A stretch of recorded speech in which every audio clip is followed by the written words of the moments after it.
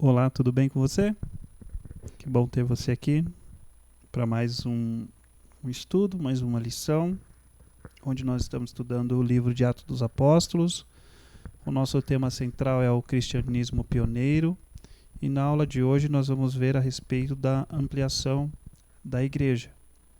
Na aula anterior nós vimos a respeito das perseguições e o quanto que essas perseguições elas de certa forma contribuíram na expansão do evangelho, né? A ponto que aquelas pessoas, por mais dano para suas vidas, né, elas pudessem sofrer por conta da sua agora a sua nova profissão de fé, né, a sua confissão, por conta de ter realmente aceitado a Cristo como seu Senhor e Salvador, ter aceitado o sacrifício de Cristo e reconhecer em Cristo, então, a autoridade dada por Deus, eles, então, foram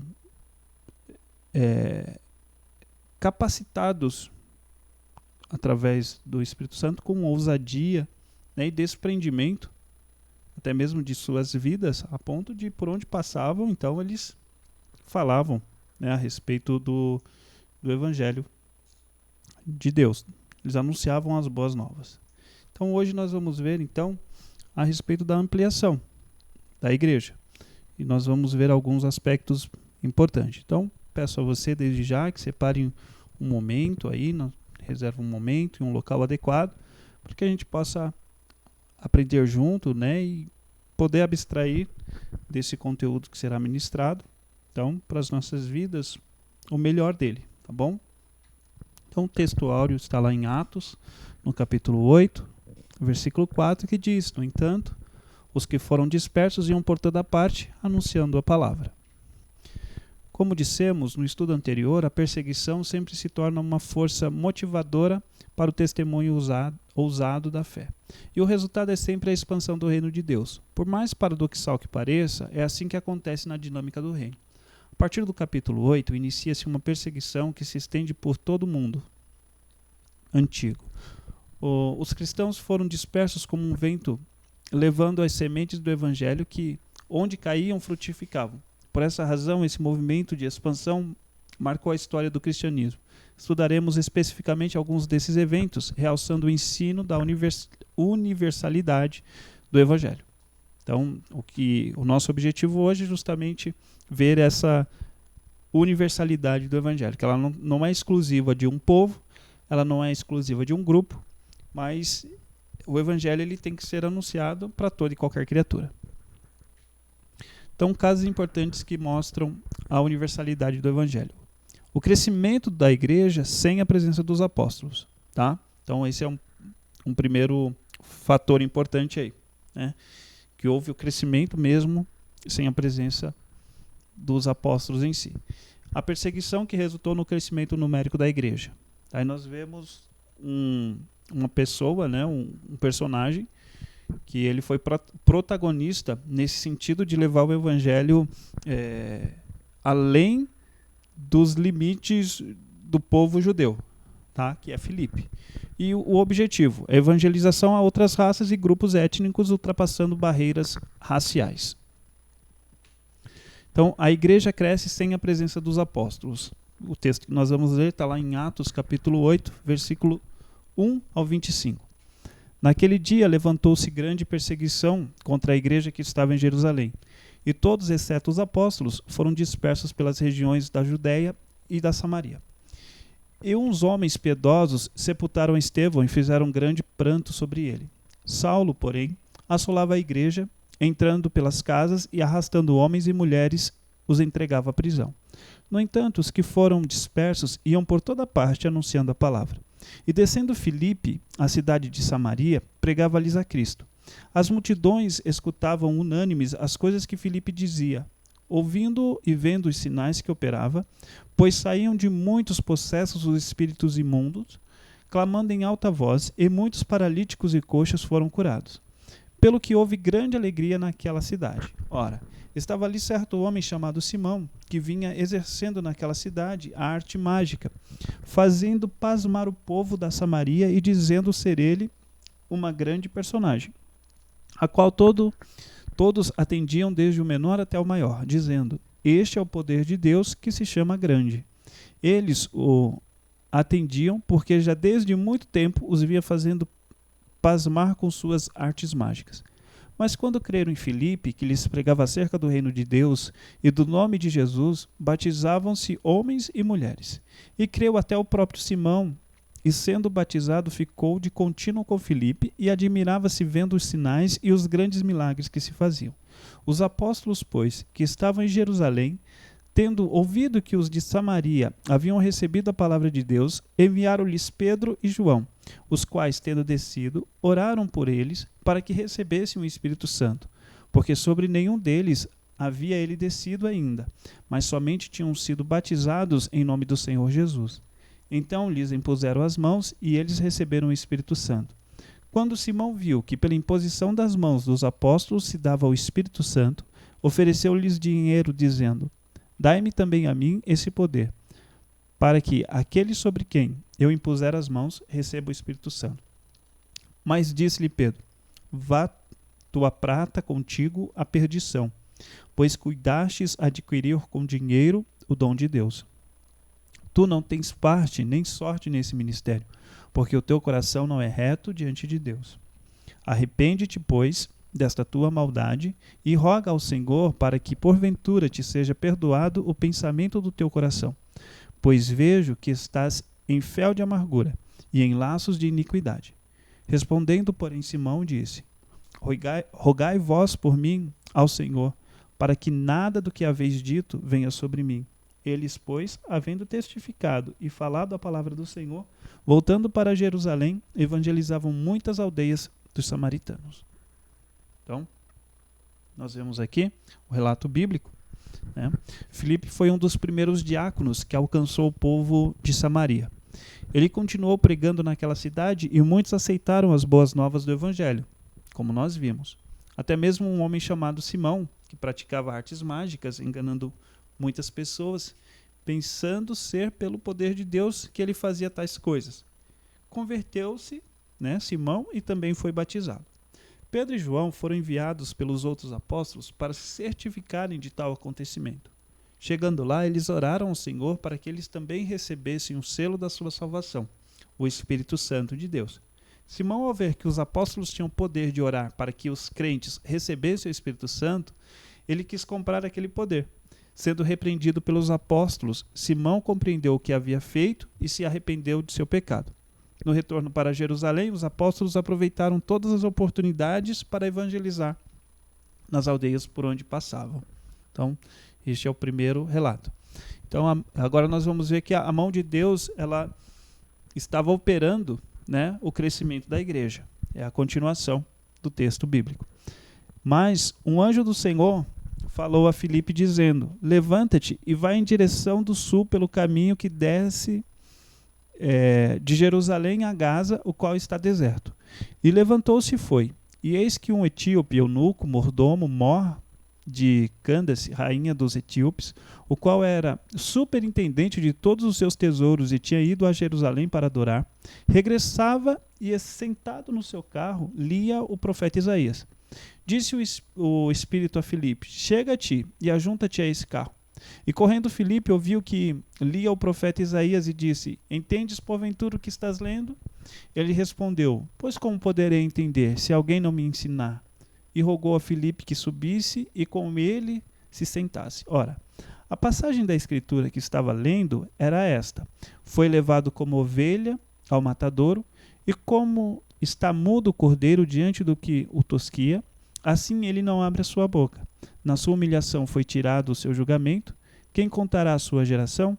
Porque a sua vida é tirada da terra. Respondendo o eunuco a Filipe, disse: rogo-te, de quem diz isto o profeta? De si mesmo ou de algum outro? Então Filipe tomou a palavra e, começando por essa escritura, anunciou-lhe a Jesus. E indo eles, caminhando, chegaram a um lugar onde havia água, e disse o eunuco: Eis aqui água, que impede que eu seja batizado? E disse Filipe: é lícito, se crês de todo o coração. E respondendo ele, disse: creio que Jesus Cristo é o Filho de Deus. Mandou parar o carro e desceram ambos à água, tanto Filipe como o eunuco. E Filipe o batizou.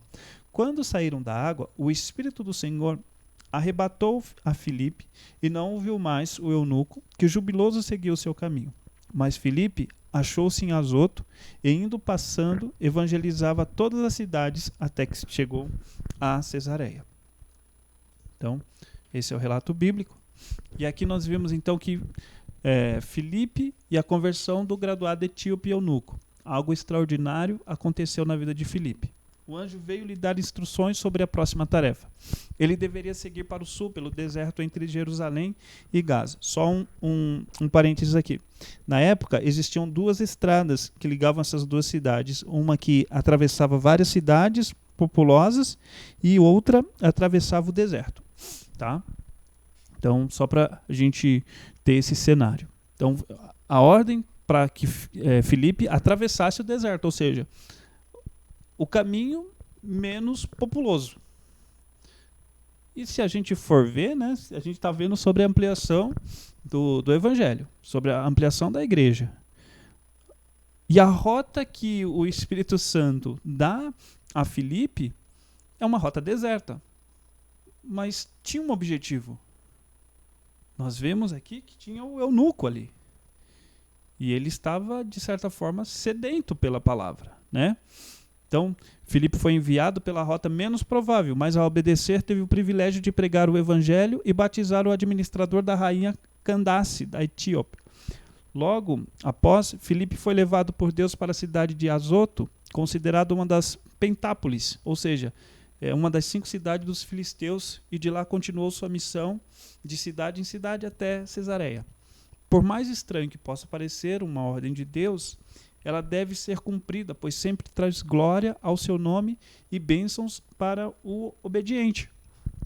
Porque Filipe poderia, né, de certa forma, questionar e falar, não, eu quero ir por onde tem vilarejos, por onde tem mais pessoas, para poder aproveitar essa oportunidade e expandir o evangelho.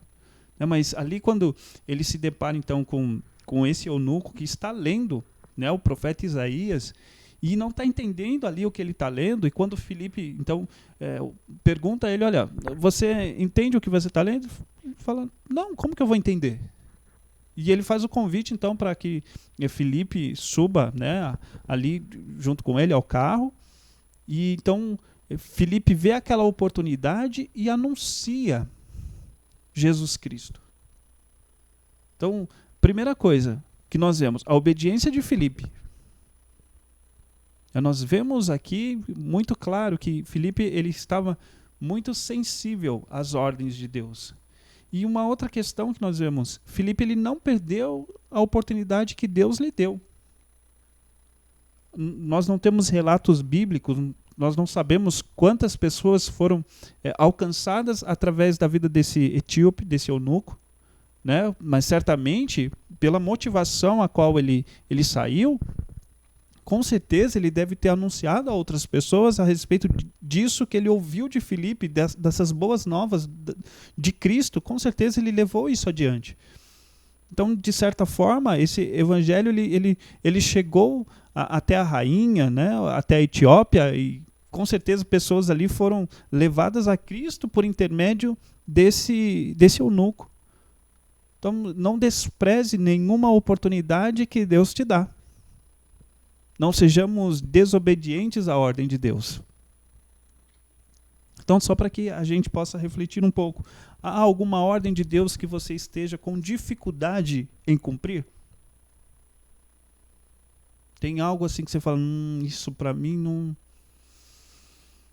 é impossível. Isso eu não vou conseguir fazer. E o que seria? Só para a gente poder pensar um pouco. Então, e agora, casos que mostram a universalidade da salvação. Então, a discriminação judaica e a discriminação cristã. Versa a discriminação cristã. Tá? Então, está lá em Atos 10, do 1 ao 23, nós já vamos ler a passagem bíblica. E também temos o evangelho pregado para a elite e para os servos. Está lá em Atos 10, a continuação, do 24 ao 48. Então aqui a discriminação judaica versus a discriminação cristã. Vamos ao texto bíblico primeiro. Então lá em Atos, capítulo 10, do 1 ao 23, diz assim: Um homem em Cesareia, por nome Cornélio, centurião da corte chamada italiana, piedoso e temente a Deus com toda a sua casa, e que fazia muitas esmolas ao povo e de contínuo orava a Deus, cerca da hora 9 do dia, viu claramente em visão um anjo de Deus que se dirigia para ele e lhe dizia: Cornélio. Este, fitando nele os olhos e atemorizado, perguntou: Que é, Senhor? O anjo respondeu-lhe: As tuas orações e as tuas esmolas têm subido para a memória diante de Deus. Agora, pois, envia homens a Jope e manda chamar a Simão, que tem por sobrenome Pedro. Este se acha hospedado com um certo Simão, curtidor, cuja casa fica à beira-mar. Ele te dirá o que deves fazer. Logo que se retirou o anjo que lhe falava, Cornélio chamou 2 dos seus domésticos e um piedoso soldado dos que estavam ao seu serviço, e, havendo contado tudo, os enviou a Jope. No dia seguinte, indo eles seu caminho e estando já perto da cidade, subiu Pedro ao eirado para orar cerca da hora 6. E tendo fome, quis comer. Mas enquanto lhe preparavam a comida, sobreveio-lhe um êxtase. E via o céu aberto e um objeto descendo como se fosse um grande lençol, sendo baixado pelas 4 pontas sobre a terra, no qual havia de todos os quadrúpedes e répteis da terra e aves do céu. E uma voz lhe disse: Levanta-te, Pedro, mata e come. Mas Pedro respondeu: De modo nenhum, Senhor, porque nunca comi coisa alguma comum e imunda. Pela 2ª vez lhe falou a voz: Não chames tu comum ao que Deus purificou. Sucedeu isto por 3 vezes, e logo foi o objeto recolhido ao céu. Enquanto Pedro refletia, perplexo sobre o que seria a visão que tivera, eis que os homens enviados por Cornélio, tendo perguntado pela casa de Simão, pararam à porta, e chamando, indagavam se ali estava hospedado Simão, que tinha por sobrenome Pedro. Estando Pedro ainda a meditar sobre a visão, o Espírito lhe disse: Eis que 2 homens te procuram. Levanta-te, pois, desce e vai com eles, nada duvidando, porque eu tos enviei. E descendo Pedro ao encontro desses homens, disse: Sou eu a quem procurais. Qual é a causa por que viestes? Eles responderam: O centurião Cornélio, homem justo e temente a Deus, e que tem bom testemunho de toda a nação judaica, foi avisado por um santo anjo para te chamar à sua casa e ouvir as tuas palavras. Pedro, pois, convidando-os a entrar, os hospedou. No dia seguinte, levantou-se e partiu com eles, e alguns irmãos, dentre os de Jope, o acompanharam. Então, esse é o relato bíblico. Então, no capítulo 10, nós aprendemos sobre a universalidade da salvação, ou seja, a salvação é uma dádiva de Deus para todas as pessoas na face da terra. Os judeus acreditavam que o Messias viria apenas para eles. De fato, esta foi uma verdade difícil de ser assimilada até pelos apóstolos, inclusive pelo apóstolo Pedro. Deus escolheu Cornélio para trazer Pedro a convicção de que ele não faz acepção de pessoas. Ele era um homem piedoso e temente a Deus, que mantinha uma vida de oração e de serviço notório na sociedade. Que nós estamos falando a respeito de Cornélio. Deus, por meio de um anjo, falou primeiro com Cornélio, afirmando que as suas orações e esmolas eram um memorial perante ele. Depois instruiu a mandar buscar Pedro para concluir a obra que ele queria fazer na sua vida, ou seja, na vida de Cornélio. Então, Deus deu uma visão para Cornélio, para que Cornélio enviasse homens até Pedro, então até a cidade de Jope, onde Pedro estava, porque Deus queria concluir aquela obra na vida de Cornélio. Então, tanto é que quando aqueles homens eles chegam diante de Pedro, que Pedro então os pergunta: o que vocês vieram fazer aqui? O que vocês querem comigo? Né? Trazendo para a linguagem de hoje, o que vocês vieram buscar aqui comigo? E eles falam: olha, o Cornélio nos enviou e ele quer ouvir as tuas palavras. Então, mas, no entanto, Pedro não estava totalmente disponível para tal tarefa e, portanto, precisava antes de uma nova lição. Então, o que acontece com Pedro? Aqui no texto bíblico nós vemos, né, que, mediante uma visão, Deus mostrou a Pedro que ele queria que todos se salvassem. A visão que Pedro teve enquanto orava de um lençol cheio de coisas que ele achava abomináveis confrontou as suas enraizadas crenças. Quando a voz lhe ordenou: levanta-te, Pedro, mata e come, Pedro foi veemente na sua recusa até ouvir a repreensão do próprio Senhor: não chames de profano o que Deus purificou. 3 vezes foi repetida a ordem e a visão se foi. Pedro recebeu os enviados de Cornélio e mais uma ordem do Senhor: levanta-te, desce e vai com eles e não duvides de nada, porque eu os enviei a ti. Então nós vemos aqui que muitas vezes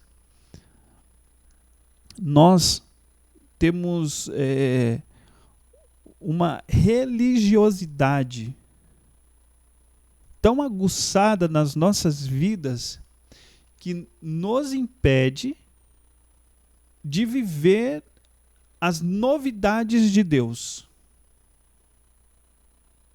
Tem alguma coisa aí que está tão enraizado em você que, por certas formas, assim, você vê que isso é o que tem te impedido a ir adiante? Tem alguma coisa assim que você ainda tem como... que você julga ser certo? Parece que todo mundo está fazendo errado, somente você está certo. Né? Existem coisas assim que realmente quando a gente... principalmente nós, assim, quando a gente está iniciando a nossa caminhada cristã, que a gente começa a ler a Bíblia com mais entusiasmo, a gente começa a se relacionar de uma forma diferente, né, com o Evangelho, com Cristo, com as coisas de Deus, a gente começa a ler a Bíblia e a sentir algumas coisas que as pessoas nos falavam antes, e por falta de maturidade nossa, né, por falta de conhecimento, a gente acabava aceitando, e daí quando a gente vai lá e é confrontado pela verdade de Deus, a gente fica assim: poxa, mas será que é isso mesmo? Tem alguma coisa que você ainda tem algumas restrições? Eu costumo dizer que eu quero sempre ter a minha verdade sendo confrontada pela verdade de Deus. Eu prefiro assim. E eu prefiro sempre dar ênfase à verdade de Deus. Que Deus, ele é conhecedor de todas as coisas. Então, muitas vezes nós estamos presos a uma certa prática religiosa, né? O que pode e o que não pode ser feito. Então a gente precisa ser mais sensível à vontade de Deus, entender realmente, compreender o que Ele espera de nós. Então, quando Deus envia ali aquele lençol diante de Pedro, com aqueles animais que até então, para ele, aqueles animais eram impuros. Ele nunca comeu, ele nunca provou nenhum daqueles animais, porque sempre foi dito a ele cresceu com aquele ensinamento: não, esses animais eles são impuros, é errado eu tocar num desses animais, é errado eu comer um desses animais, eu não posso fazer isso. Então, ele cresceu com isso, e agora Deus deu a ordem para ele: olha aqui, ó, mata e come. Ele fala: jamais, de forma alguma, isso não me é permitido. Então, aí até o ponto de Deus falar assim: ó, não chames de profano o que Deus purificou. Deus está deixando bem claro para ele: eu purifiquei isso aqui. Eu estou te oferecendo. Se eu estou te oferecendo, é porque isso que você tinha antes como uma verdade, como uma certeza, como uma convicção, isso agora está sendo anulado da sua vida. Nós precisamos compreender isso da parte de Deus para as nossas vidas.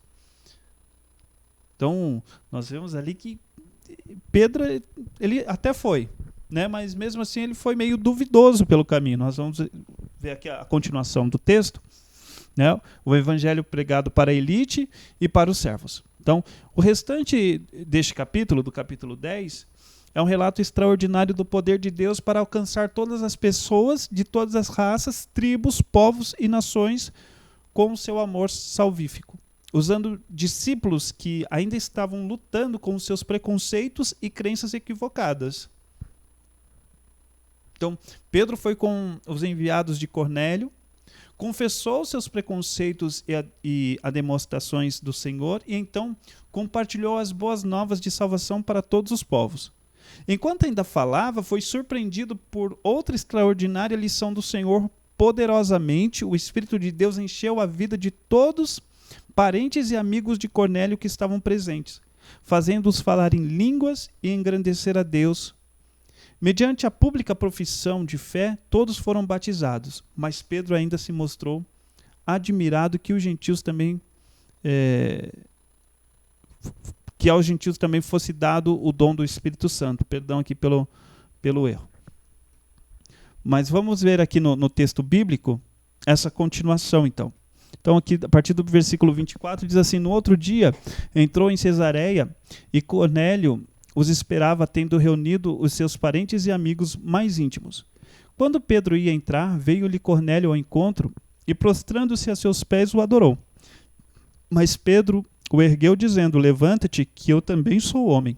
E conversando com ele, entrou e achou muitos reunidos, e disse-lhes: Vós bem sabeis que não é lícito a um judeu ajuntar-se ou chegar-se a estrangeiros. Mas Deus mostrou-me que a nenhum homem devo chamar comum ou imundo. Opa! Me parece que neste ponto aqui, nesse exato momento, Pedro ele consegue compreender a visão que ele teve lá em relação aos alimentos, aos animais, e ele consegue então compreender agora onde Deus o tinha levado, e ele compreende ali que aquele ajuntamento, aquelas pessoas, elas também tinham a necessidade de ser alcançada por Cristo. Elas também tinham essa necessidade. Então ele fala: Vós bem sabeis que não é lícito a um judeu ajuntar-se ou chegar-se a estrangeiros. Ele demonstra ali toda a sua crença religiosa, aquilo que ele sempre acreditou, que ele sempre teve como certo, era a convicção dele. Mas Deus mostrou-me que a nenhum homem devo chamar comum ou imundo, pelo que, sendo chamado, vim sem objeção. Pergunto, pois, por que razão mandaste chamar-me? Então disse Cornélio: Faz agora 4 dias que eu estava orando em minha casa, a hora 9, e eis que diante de mim se apresentou um homem com vestiduras resplandecentes e disse: Cornélio, a tua oração foi ouvida e as tuas esmolas estão em memória diante de Deus. Envia, pois, a Jope e manda chamar a Simão, que tem por sobrenome Pedro, e ele está hospedado em casa de Simão, curtidor, à beira-mar. Portanto, mandei logo chamar-te, e bem fizestes em vir. Agora, pois, estamos todos aqui, presentes diante de Deus, para ouvir tudo quanto te foi ordenado pelo Senhor. Então Pedro, tomando a palavra, disse: Na verdade, reconheço que Deus não faz acepção de pessoas, mas que lhe é aceitável aquele que em qualquer nação o teme e pratica o que é justo. A palavra que ele enviou aos filhos de Israel, anunciando a paz por Jesus Cristo. Este é o Senhor de todos. Esta palavra, vós bem sabeis, foi proclamada por toda a Judéia, começando pela Galiléia, depois do batismo que João pregou. Concernentemente a Jesus de Nazaré, como Deus o ungiu com o Espírito Santo e com poder, o qual andou por toda parte, fazendo bem e curando a todos os oprimidos do diabo, porque Deus era com ele. Nós somos testemunhas de tudo quanto fez, tanto na terra dos judeus como em Jerusalém, a qual mataram, pendurando-o no madeiro. A este ressuscitou Deus ao 3º dia e lhe concedeu que se manifestasse, não a todo o povo, mas as testemunhas que Deus antes ordenara. A nós que comemos e bebemos juntamente com ele, depois que ressurgiu dentre os mortos. Este nos mandou pregar ao povo e testificar que ele é o que por Deus foi constituído juiz dos vivos e dos mortos. A ele todos os profetas dão testemunhos de que todo o que nele crê receberá a remissão dos pecados pelo seu nome. Enquanto Pedro ainda dizia estas coisas, desceu o Espírito Santo sobre todos que ouviam a palavra. Os crentes que eram de circuncisão, todos quanto tinham vindo com Pedro, maravilharam-se de que também sobre os gentios se derramasse o dom do Espírito Santo, porque os ouviram falar línguas e magnificar a Deus. Respondeu então Pedro: pode alguém porventura recusar a água para que não sejam batizados estes que também como nós receberam o Espírito Santo? Mandou, pois, que fossem batizados em nome de Jesus Cristo. Então lhe rogaram que ficasse com eles por alguns dias. Olha só, que é magnífico, né? A obra de Deus ela é fantástica. O amor de Deus pelo ser humano é algo imensurável. Nós vemos a resistência de Pedro e agora nós vemos a compreensão do amor de Deus. Nós vemos que Pedro ele chega até a certa forma a duvidar. Ele não estava muito convicto de que essa era a coisa certa a ser feita, por conta de tudo quanto ele tinha aprendido, né? Os seus ensinamentos, todos eles, a sua crença, ela impedia de que ele conseguisse ver com bons olhos o que estava acontecendo.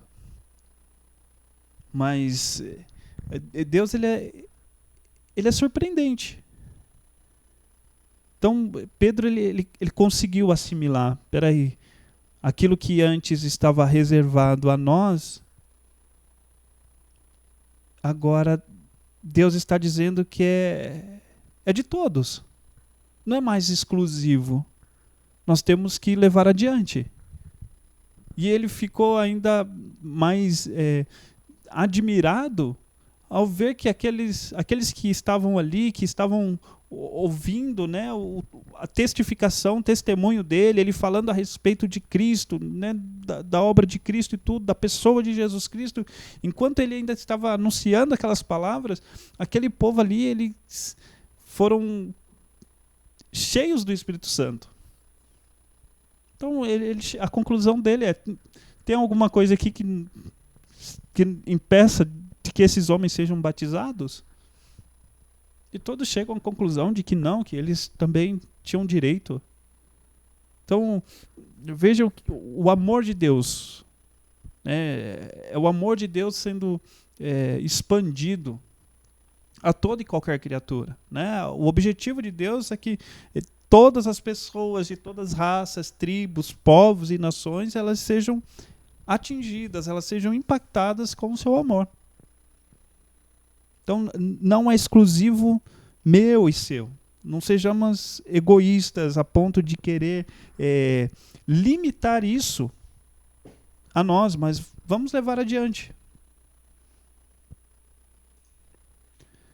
Então, para refletir, como igreja, o que podemos fazer quanto à questão da inclusão social? Existe, eu não sei como que é a sua igreja, eu conheço a minha igreja, então não posso falar do quintal do vizinho, eu tenho que falar do meu, né? Como que a minha igreja ela lida com questões, vamos dizer assim, dos nossos tempos atuais, né? Imagina uma pessoa tatuada dos pés à cabeça. Como que a minha comunidade cristã ali, ela lida com uma pessoa assim? Será que ela vai aceitar essa pessoa quando essa pessoa chegar ali no culto para participar do culto conosco? Será que essa pessoa ela vai ficar sendo encarada, né? Vai ser julgada por olhares? Como que será? O que vai acontecer? se chegar lá uma pessoa de uma opção sexual diferente, né, do comum, né? O natural e comum é que o homem se relacione com uma mulher e uma mulher com um homem, mas nós sabemos que não é bem isso, né, que a nossa sociedade tem difundido aí. Então, mas como que nós lidamos com uma pessoa, por exemplo, que seja homoafetivo? Né? Como que a gente trata essas questões? Ou então até mesmo por uma questão de cor de pele, né? Infelizmente ainda nós temos, no nosso país ainda existe alguns casos de racismo.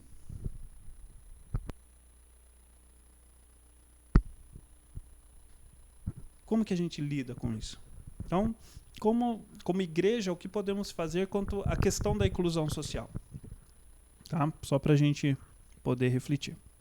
Aí temos, para finalizar a lição de hoje, o caso da evangelização de gregos que eram gentios. Então, uma cidade como alvo do evangelho. Atos 11, do versículo 19 ao 30. Então, vamos ao texto bíblico. Então, diz assim. Deixa eu achar aqui. Aqueles, pois, que foram dispersos pela tribulação suscitada por causa de Estevão, passaram até a Fenícia, Chipre e Antioquia, não anunciando a ninguém a palavra, senão somente aos judeus. Havia, porém, entre eles alguns síprios e cirenenses, os quais, entrando em Antioquia, falaram também aos gregos, anunciando o Senhor Jesus. E a mão do Senhor era com eles, e grande número creu e se converteu ao Senhor. Chegou a notícia destas coisas aos ouvidos da igreja em Jerusalém, e enviaram Barnabé a Antioquia, o qual, quando chegou e viu a graça de Deus, se alegrou e exortava todos a perseverarem no Senhor com firmeza de coração, porque era homem de bem e cheio do Espírito Santo e de fé, e muita gente se uniu ao Senhor. Partiu, pois, Barnabé para Tarso em busca de Saulo, e tendo-o achado, o levou para Antioquia. E durante um ano inteiro reuniram-se naquela igreja e instruíram muita gente. E em Antioquia, os discípulos, pela primeira vez, foram chamados cristãos. Naqueles dias, desceram profetas de Jerusalém para Antioquia, e levantando-se um deles, de nome Ágabo, dava a entender pelo Espírito que haveria uma grande fome por todo o mundo, a qual ocorreu no tempo de Cláudio. E os discípulos resolveram mandar cada um, conforme suas posses, socorro aos irmãos que habitavam na Judéia. O que eles, com efeito, fizeram, enviando-os aos anciões por meio de Barnabé e Saulo. Então, esse é o relato bíblico aqui. Agora, de que gregos, né, eles foram alcançados também pelo Evangelho. Então, nós vemos aqui Deus expandindo ainda mais. Então, o caso da evangelização. Como já afirmamos antes, a perseguição espalhou os crentes para o mundo conhecido, provocando a primeira grande expansão do Evangelho. Um grande número de missionários foi enviado de uma só vez aos campos.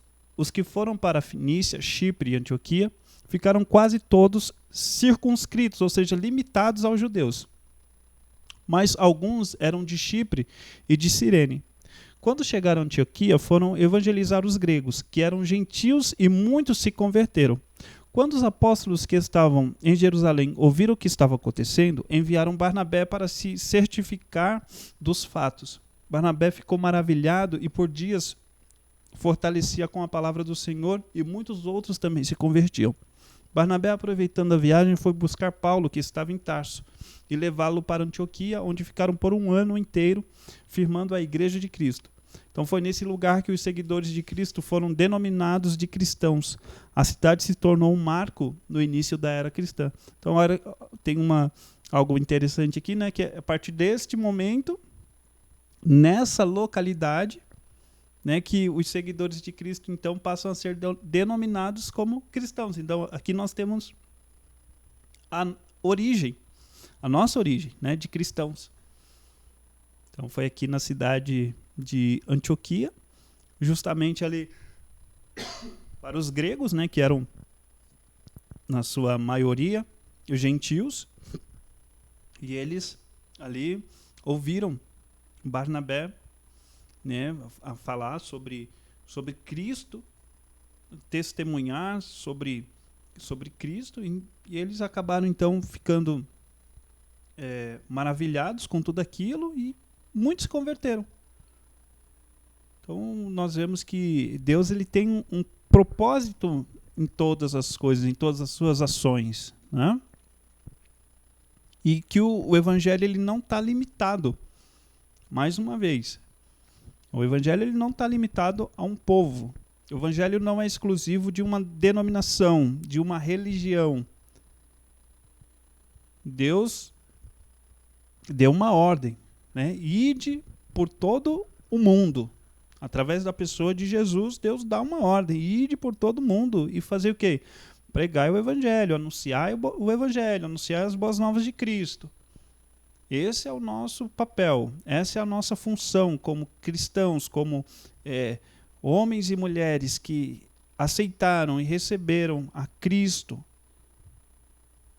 Então, nós não podemos renunciar a este papel, nós não podemos nos desprender dessa nossa função. Ok? Senão a igreja cessa. Imagina se todo mundo falasse, não, tá bom, já sou salvo, chega, não vou fazer mais nada. Né? Mas se todos os cristãos tivessem esse mesmo pensamento, como que o evangelho seria expandido, seria levado adiante? Né? Então, para a nossa conclusão, as palavras que resumem este estudo são universalidade do evangelho, preconceito, aceitação e obediência. Então, fazer missões implica mudança de cosmovisão, ou seja, a forma como eu vejo o mundo em minha volta, a forma como eu lido com as situações. É aquilo, nós estamos vivendo um momento em que a verdade ela não é absoluta. A verdade é relativa, ou seja, eu tenho uma verdade, o fulano do lado tem uma outra verdade. Mas não é isso.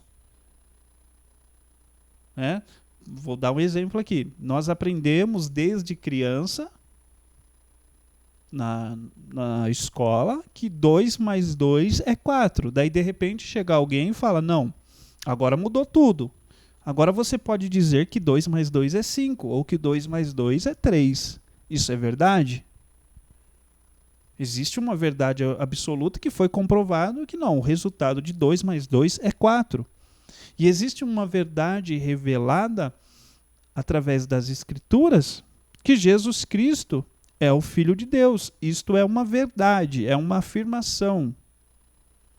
O próprio Cristo testifica isso. Eu sou o caminho, a verdade e a vida.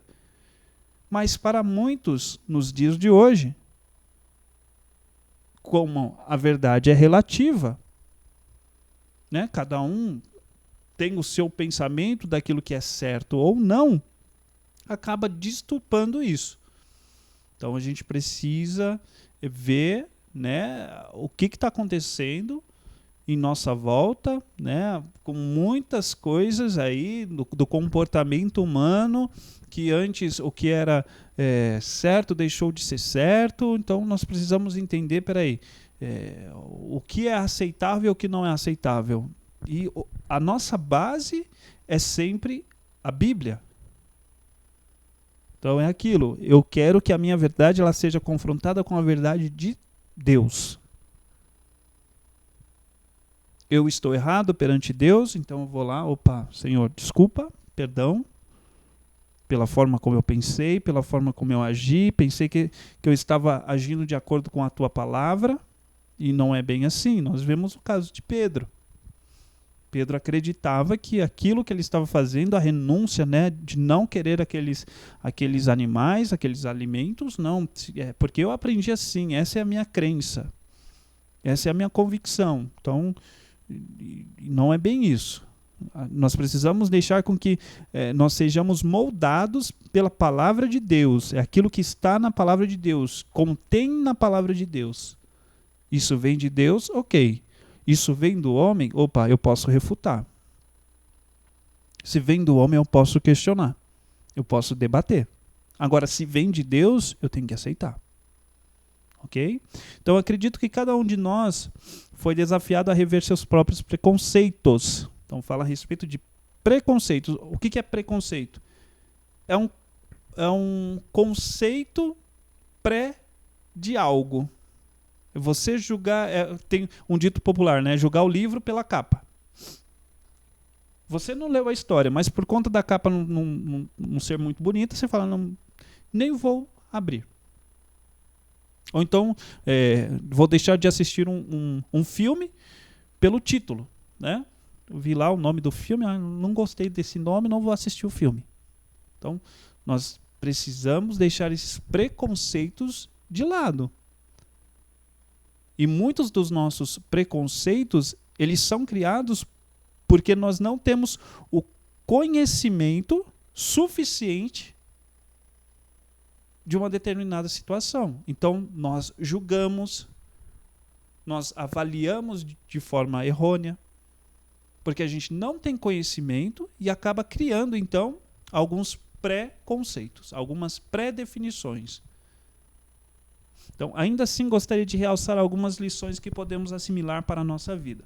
Devemos dar graças pelas dificuldades, sabendo que Deus pode usá-las para testemunhar do seu poder e do seu amor para conosco. Nossos preconceitos são barreiras que precisam ser demolidas para que possamos testemunhar o amor de Jesus com todos. Com todos.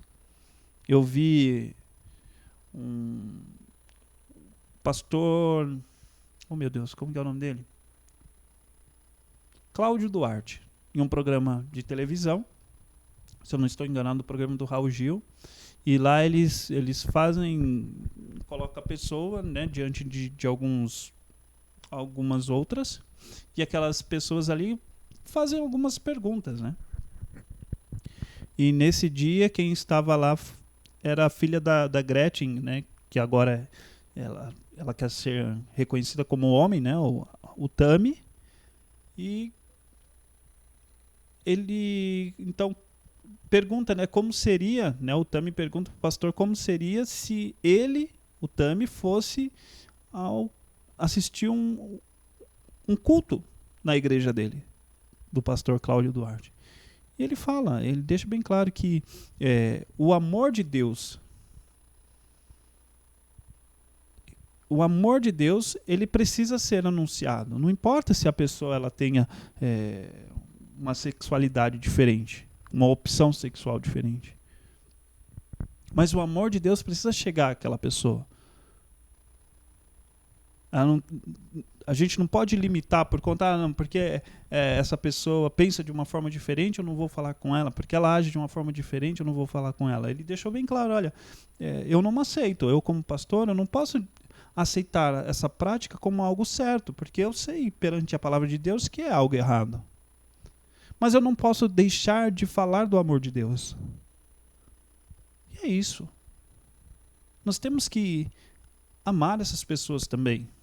Nós temos que difundir o evangelho para elas. Nós temos que falar da graça de Jesus, para que essas pessoas elas tenham noção que elas também são amadas por nós. Não olhar, pré-julgar ou fazer qualquer tipo de julgamento, né, sem antes conhecer. Tá bom? Então, a capacitação vem dele para cada tarefa que coloca em nossas mãos. Quando Deus nos chama, ele espera que de nós tenha obediência. Então, ele espera de nós a obediência, tá? Que sejamos obedientes a ele. E para a próxima aula eu deixo aqui então os textos, né, os versículos que nós iremos usar como base para o próximo estudo. Na segunda-feira, Atos 9, 1 a 4. Na terça, do 5 a 9. Na quarta, do 10 a 14. Na quinta, do 15 ao 19a. Na sexta, do 19b ao 22. No sábado, do 23 ao 27. E no domingo, do 28 ao 31. Todos eles capítulo 9. Então nós vamos ler do primeiro versículo 1 ao versículo 31. A nossa referência bibliográfica está lá, é a revista Compromisso, Cristianismo Pioneiro, da editora Convicção. Desde já, meu muito obrigado, e eu faço votos de que esse estudo ele possa nos dar uma direção, nos impulsionar a algo maior e melhor. Né? Que todos os nossos preconceitos, que todas as nossas limitações, elas realmente venham ser retiradas das nossas vidas, tudo aquilo que tem nos impedido de falar do amor de Cristo, que esse é a nossa função, esse é o nosso papel. Né? Que tudo isso seja retirado das nossas vidas, que a gente possa assumir o nosso papel diante dessa preciosidade que é o reino de Deus. Gostaria de orar com você, então vamos à oração. Pai de amor, Pai de graça, eu te louvo e te bendigo por mais esta oportunidade de poder, Senhor Deus, contribuir para o teu reino. Obrigado por poder me usar. E eu lhe dou total liberdade sobre a minha vida, para que o Senhor faça de acordo com o teu querer, de acordo com a tua vontade. Obrigado por me ensinar, Senhor Deus, e por cada dia moldar, Senhor Deus, o meu coração, moldar a minha vida, e que realmente, Senhor Deus, eu possa ser alguém, Senhor Deus, precioso diante do teu reino, não no sentido de valor, de reconhecimento, mas precioso no sentido de ser usado pelo Senhor. Muito obrigado. Que o Senhor possa abençoar essa pessoa que me ouve do outro lado da tela, que ela seja também alcançada pelo Senhor, pela tua graça, pelo teu amor, que esta palavra, Senhor Deus, que foi anunciada através do estudo, ela traga em nossas vidas uma edificação e que a cada dia mais o nosso coração esteja desejoso em aprender mais do Senhor. Obrigado por essa vida, que o Senhor o abençoe, que o Senhor o guarde de todo mal, que o Senhor abençoe o seu lar, que não haja falta de nada, Senhor Deus.